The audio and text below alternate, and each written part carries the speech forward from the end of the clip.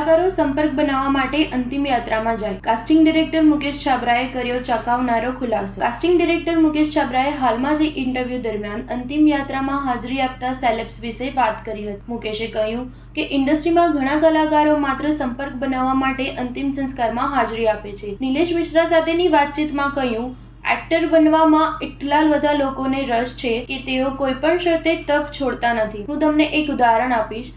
એક વરિષ્ઠ અભિનેતાનું નિધન, તેમાં અંતિમ સંસ્કારમાં અનેક કલાકારો હાજર રહ્યા હતા. હું તમને આ કેમ કહું છું તે ખબર નથી, પરંતુ કેટલાક લોકો ફક્ત સંપર્ક બનાવવા માટે અંતિમ સંસ્કારમાં હાજરી આપે છે. હું કલાકારોની આ ઈચ્છાને સમજી શકતો નથી.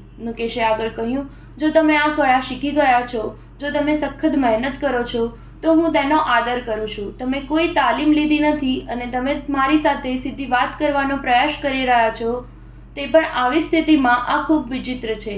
આવા પ્રસંગો પર લોકોના આવા વર્તનને સમજી શકતો નથી.